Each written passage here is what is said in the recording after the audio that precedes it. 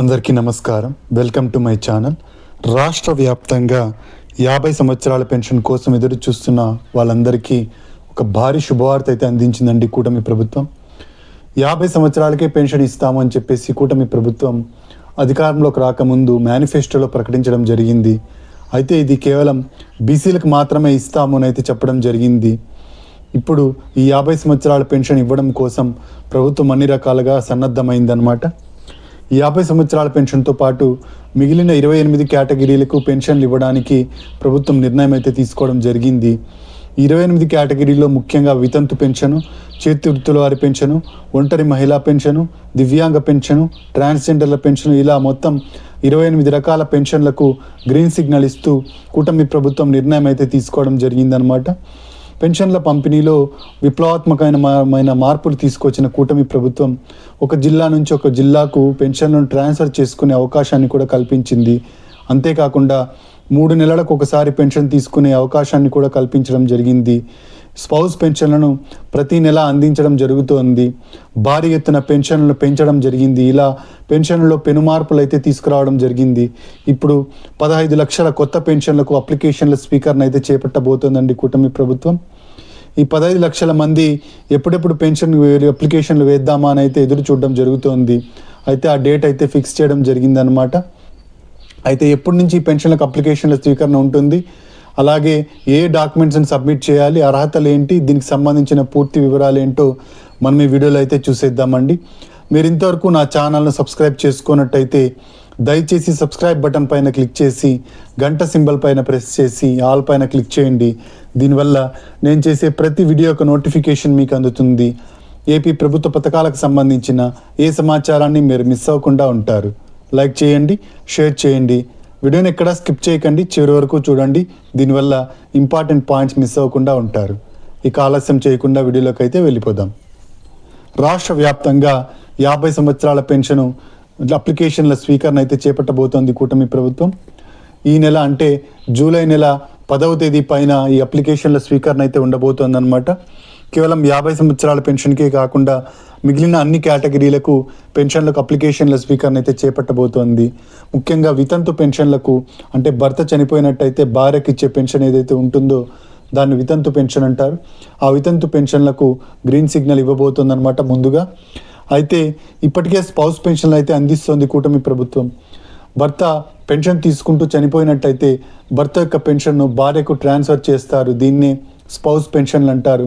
ఈ స్పౌస్ పెన్షన్లు ప్రతి నెల మంజూరు చేస్తూ వస్తుంది కూటమి ప్రభుత్వం. గత నెలలో కూడా 7,000 మందికి అయితే స్పౌస్ పెన్షన్లు అందించడం జరిగింది. ఈ నెలలో కూడా 6,000 చిల్లర మందికి ఈ స్పౌస్ పెన్షన్లు అయితే అందించడం జరిగింది. ఈ విధంగా మనకు స్పౌస్ పెన్షన్ ప్రతి నెల అందిస్తుంది కూటమి ప్రభుత్వం. ఇక మిగిలిన కేటగిరీలకు కూడా పెన్షన్లు అందించాలని అయితే నిర్ణయం తీసుకోవడం జరిగింది. రాష్ట్ర వ్యాప్తంగా 15 లక్షల మంది కొత్త పెన్షన్ల కోసం ఎదురు చూస్తున్నట్టు ప్రభుత్వం ఒక అంచనాకైతే వచ్చింది. 27,719 కోట్ల రూపాయలను బడ్జెట్లో కేటాయించడం జరిగింది ఎన్టీఆర్ భరోసా పెన్షన్ల కోసం. ఈ పెన్షన్ల కోసం అప్లికేషన్ల స్వీకరణ అయితే చేపట్టనుంది. ఇక ముందుగా 50 సంవత్సరాల పెన్షన్కు అర్హతలు ఏంటో చూద్దామండి. 50 సంవత్సరాల పెన్షన్ రావాలి అంటే 50 సంవత్సరాలు నిండి ఉండాలి. ఇంట్లో ఇద్దరు ఉన్నట్టయితే ఇద్దరికి పెన్షన్ ఇవ్వడం జరగదండి, కేవలం ఒకరికి మాత్రమే పెన్షన్ అయితే ఇవ్వడం జరుగుతుంది. ఆంధ్రప్రదేశ్ నివాసి అయి ఉండాలి. ఎస్సీ, ఎస్టీ, బీసీ, మైనార్టీ వర్గాల్లో ఏదో ఒక వర్గానికి చెంది ఉండాలి. ఓసీలకు 50 సంవత్సరాల పెన్షన్ అనేది ఇవ్వడం జరగదు. ఇక తెల్ల ration card, smart ration card ఏదైతే ఉందో ఆ స్మార్ట్ రేషన్ కార్డు కలిగి ఉండాలి. స్మార్ట్ రేషన్ కార్డులో ఈకేవైసీ ప్రక్రియ అనేది పూర్తి చేసుకొని ఉండాలి. ఈకేవైసీ అంటే మనం దగ్గరలో ఉన్న రేషన్ దుకాణానికి కానీ సచివాలయంకి వెళ్ళి కానీ ఈకేవైసీ అయితే చేయించవచ్చండి. ఈకేవైసీ చేయించుకున్న వాళ్ళకి మాత్రమే పెన్షన్లు మంజూరు అవుతాయి. ఇంట్లో అందరికీ లేకపోయినా ఆ పెన్షన్కి ఎవరైతే అప్లై చేస్తున్నారో వాళ్ళు మాత్రం ఖచ్చితంగా రేషన్ కార్డుకి ఈకేవైసీ అయితే చేయించాల్సి ఉంటుంది. ఇక డాక్యుమెంట్స్ విషయానికి వస్తే ఆధార్ కార్డు జిరాక్స్ కాపీ, తెల్ల ration card xerox copy, caste certificate, income certificate జిరాక్సులు, అలాగే ఆధార్ అప్డేట్ హిస్టరీ, 6 నెలలకు సంబంధించిన కరెంటు బిల్ యొక్క స్టేట్మెంట్ ఏదైతే ఉంటుందో అది, ఈ డాక్యుమెంట్స్ అన్నిటినీ సబ్మిట్ అయితే చేయాల్సి ఉంటుందండి. సచివాలయంలో అప్లికేషన్ ఫామ్ అయితే ఇవ్వడం జరుగుతుంది. అప్లికేషన్ ఫామ్ ఇచ్చినప్పుడు నేను మీకు తెలియజేస్తాను. అప్లికేషన్ ఫాము 10వ తేదీ పైన అయితే అందజేయడం జరుగుతుంది. ఈ అప్లికేషన్ ఫామ్ను నింపి మీరు ఈ జతపరిచిన డాక్యుమెంట్స్తో సచివాలయంలో ఉద్యోగులకు ఇచ్చినట్టయితే వాళ్ళు 6 స్టెప్ వెరిఫికేషన్ ద్వారా వెరిఫై చేసి మీకు అన్ని అర్హతలు ఉన్నట్టయితే పెన్షన్ అయితే మంజూరు చేయడం జరుగుతుంది. మంజూరైన పెన్షన్లు ఆగస్టు నెల నుంచే ఇవ్వడం అయితే జరుగుతుందన్నమాట. సచివాలయ ఉద్యోగులు ఇంటింటికి వచ్చి ఆగస్టు 1వ తేదీన పెన్షన్లు అయితే అందజేయడం జరుగుతుందన్నమాట. దాదాపుగా 15 లక్షల మంది పెన్షన్దారులకు ఈ పెన్షన్లు అయితే అందించాలని ప్రభుత్వం నిర్ణయం అయితే తీసుకోవడం జరిగిందండి. ఇక వితంతు పెన్షన్ విషయానికి వస్తే, వితంతు పెన్షన్కి భర్త యొక్క డెత్ సర్టిఫికేట్ని అయితే సబ్మిట్ చేయాల్సి ఉంటుంది. చేతి వృత్తుల వారి పెన్షన్ కోసం వారి వృత్తికి సంబంధించిన ఐడెంటిటీ కార్డు, డాక్యుమెంట్స్ను, జిరాక్స్లను సబ్మిట్ చేయాల్సి ఉంటుంది. ఇక ఒంటరి మహిళా పెన్షన్ ఏదైతే ఉందో ఆ ఒంటరి మహిళా పెన్షన్ కోసం భర్తతో విడిపోయినట్టుగా డైవర్స్ సర్టిఫికేట్ను సబ్మిట్ చేయాల్సి ఉంటుంది. మరి దివ్యాంగ పెన్షన్లు ఏవైతే ఉన్నాయో ఈ దివ్యాంగ పెన్షన్లకు సదరం సర్టిఫికేట్లను అయితే సబ్మిట్ చేయాల్సి ఉంటుంది. 40% కన్నా అంగవైకల్యం తక్కువగా ఉన్నట్టయితే పెన్షన్ అనేది రాదండి. 40% నుంచి 85% మధ్య ఉన్న వాళ్ళకు, అంగవైకల్యం ఉన్న వాళ్ళకు పెన్షన్ 6,000 రూపాయలు రావడం జరుగుతుంది.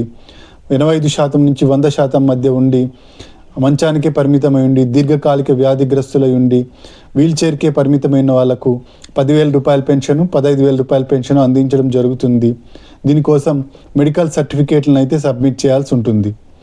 ఇక ఈ పెన్షన్లకు ఈ హౌస్ హోల్డ్ సర్వే మ్యాపింగ్ అయితే చేయించాల్సి ఉంటుందండి. హౌస్ హోల్డ్ మ్యాపింగ్ చేయించిన వాళ్ళకు మాత్రమే పెన్షన్ రావడం జరుగుతుంది. ఇంట్లో ఒకరికి మాత్రమే పెన్షన్ అయితే ఇవ్వడం జరుగుతుందండి. దివ్యాంగ పెన్షన్ ఉన్నట్టయితే అప్పటి ఆ సందర్భంలో ఇద్దరికైతే పెన్షన్ ఇవ్వడం జరుగుతుంది. ఇక పెన్షన్ల కోసం 6 స్టెప్ వెరిఫికేషన్ అన్నాం కదండి. 6 స్టెప్ వెరిఫికేషన్లో ఏమేమి ఉంటాయో చూద్దామండి ఒకసారి.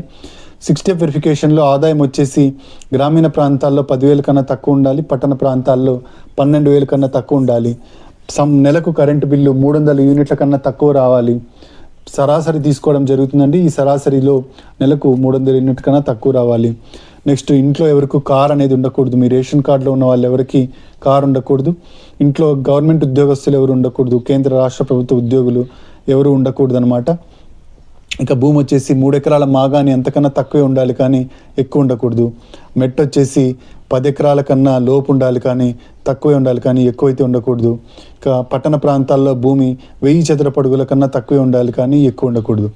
ఇవన్నిటినీ సాటిస్ఫైడ్ చేసినట్టయితే పెన్షన్కి ఏ ఆటంకం లేకుండా మీకు పెన్షన్ అయితే మంజూరు కావడం జరుగుతుంది.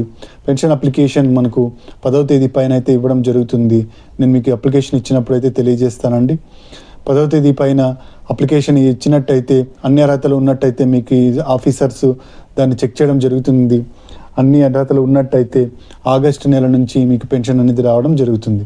ఇదండి పెన్షన్లకు సంబంధించిన తాజా సమాచారం. మీరు ఇంతవరకు నా ఛానల్ని సబ్స్క్రైబ్ చేసుకున్నట్టయితే దయచేసి సబ్స్క్రైబ్ బటన్ పైన క్లిక్ చేసి గంట సింబల్ పైన ప్రెస్ చేసి ఆల్ పైన క్లిక్ చేయండి. దీనివల్ల నేను చేసే ప్రతి వీడియోకు నోటిఫికేషన్ మీకు అందుతుంది. ఏపీ ప్రభుత్వ పథకాలకు సంబంధించిన ఏ సమాచారాన్ని మీరు మిస్ అవ్వకుండా ఉంటారు. లైక్ చేయండి, షేర్ చేయండి. కింద హైప్ బటన్ ఉంటుంది, హైప్ పాయింట్స్ ఇవ్వడం మర్చిపోకండి. Thank you for watching.